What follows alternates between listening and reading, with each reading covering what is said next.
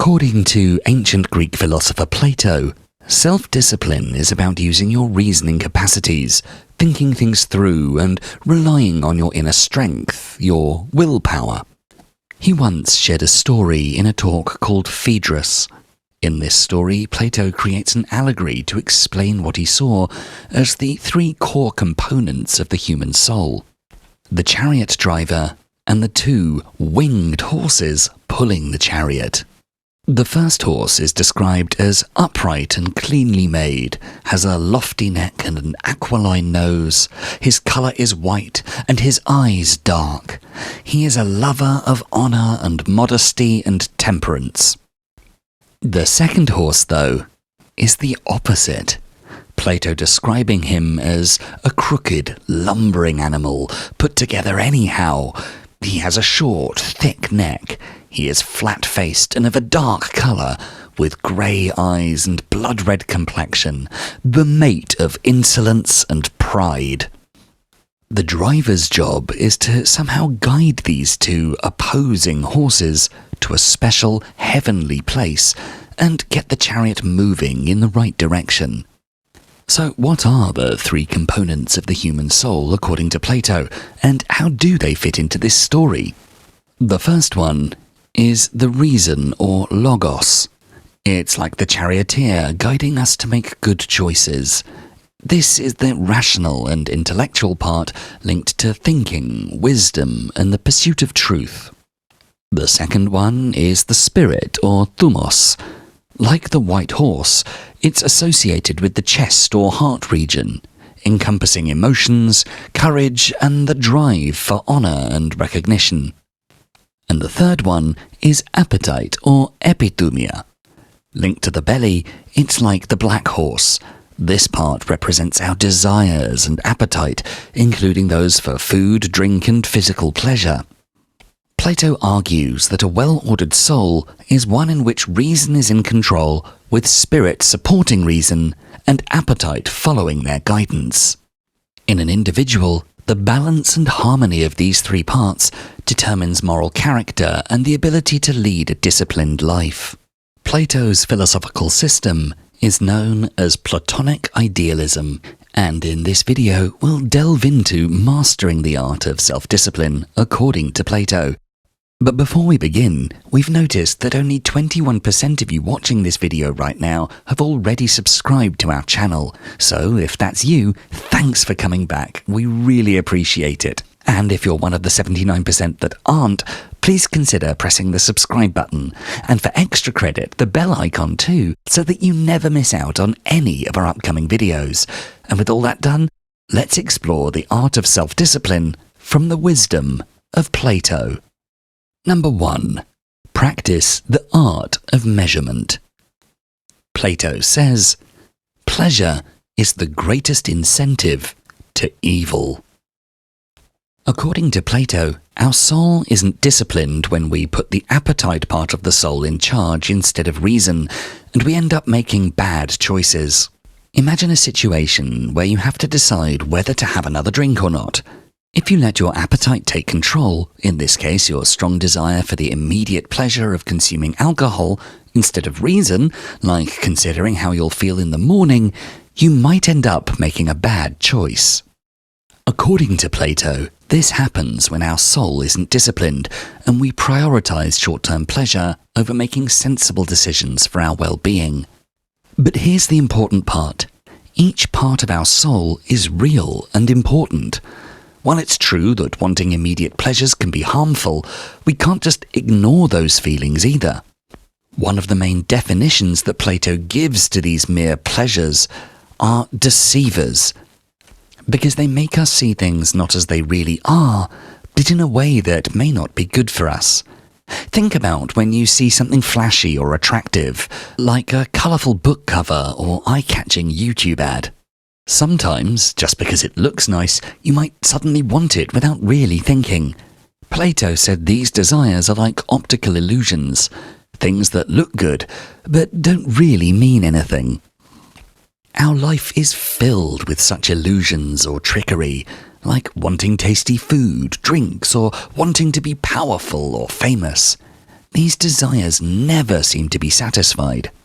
Living a life only focused on immediate pleasures may feel good for a short time, but it can't bring lasting happiness. Plato suggests a way to deal with the trickiness of quick pleasures, which he calls the art of measurement.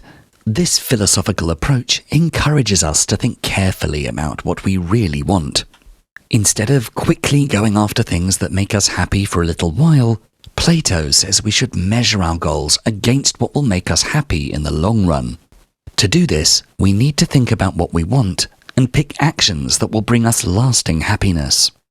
As an example that will resonate with many of us just after the holiday season, there's a good chance that, if you're anything like me, you've been rather overindulging on the snacks and junk food, which is fun for a short time, but we know it's bad for our health in the long term. However, denying momentary pleasure for the greater good of our overall health can be pretty hard to achieve despite our best intentions. Plato's art of measurement would tell us that in order to break the cycle, we need to force ourselves to pause for a moment between desiring something and acting on that desire. And in that pause, we should consider our long-term goals, such as wanting to be healthy and happy, and whether the action of eating that junk food will impact that. The truth is, if in that moment of consideration you realize that that momentary pleasure will not only negatively impact your physical health, but also result in a potentially longer period of guilt as well, then it doesn't align with your larger goals and probably isn't worth doing in the first place. But Plato's art of measurement isn't just for deciding what to eat, it can help make many parts of your life better. For example, when you feel really strong emotions, instead of reacting right away, you can take a moment to think about how your reaction might affect your relationships and how you feel overall.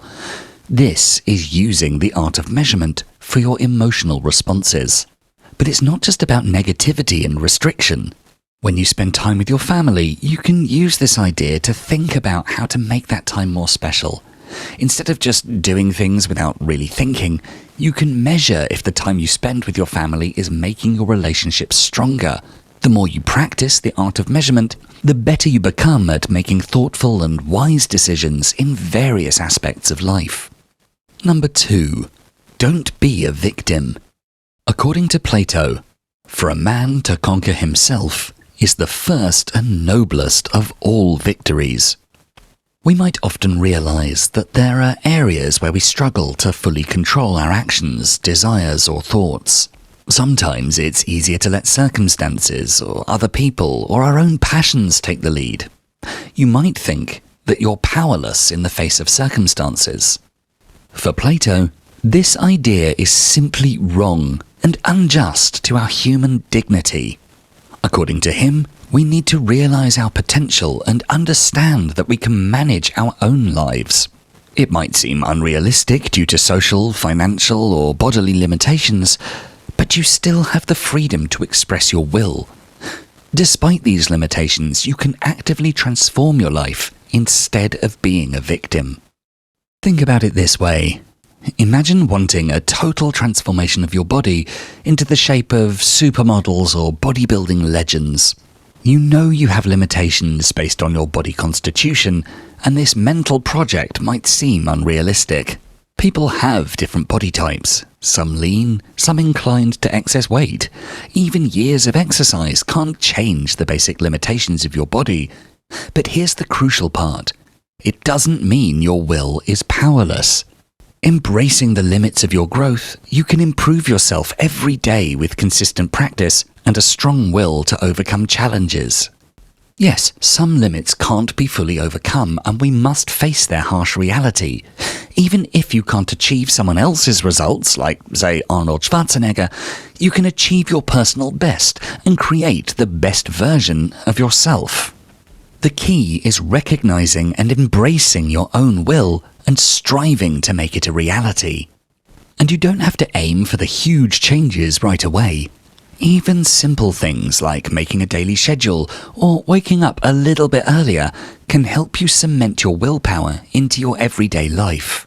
The inner will in this context implies a deeper sense of purpose or a commitment to higher ideals that guides the reason part of the soul in making decisions that contribute to the well-being of the individual.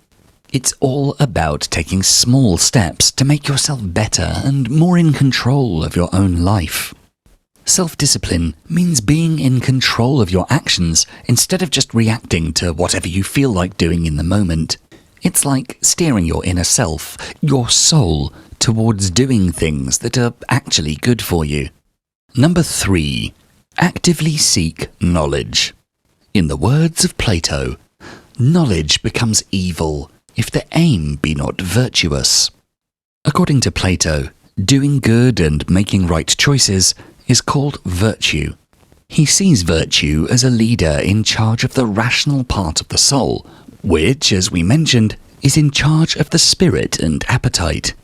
When people actively seek knowledge about living a good and just life, they're nurturing this rational aspect of their soul. So, when we try to be a good person, our brain uses what it knows to help us make choices that are morally right and fair. Acquiring knowledge and virtues, according to Plato's philosophy, involves a purposeful and ongoing process of learning and self-reflection. Begin by engaging with literature, whether books or articles, that explores ethical principles and virtues, focusing on stories and examples that highlight qualities like honesty, kindness, courage, and wisdom. Actively seek out wise individuals in your community or through various platforms, listening to their experiences and insights to gain valuable lessons on leading a good life. Ask questions, whether in conversations or online forums. It's a powerful way to deepen your understanding of ethical concepts. You can take advantage of educational resources such as online courses or community programs that focus on philosophy, ethics, or personal development. Another crucial step is reflecting on personal experiences. Consider instances in your life where virtues were demonstrated or ethical dilemmas were faced. To put this into practice, set aside some time each evening to contemplate your actions, thoughts, and emotions. This will allow you to assess whether they align with your values and the virtues you aim to uphold. These reflections offer insights into those values and areas for personal growth. You can also engage in discussions with friends, family, or peers about moral and ethical topics. This will broaden your perspective and refine your values through comparison with different viewpoints. Acquiring knowledge and virtues is a lifelong journey. To make it work, you need to stay open to learning, stay curious, and actually use what you find out to become a nicer and more virtuous person as you go along. Self-discipline is like having a map that helps you stay on track in this journey of always trying to improve yourself. If you enjoyed this video, please make sure to check out our full Philosophies for Life playlist. And for more videos to help you find success and happiness using beautiful philosophical wisdom, don't forget to subscribe. Thanks so much for watching.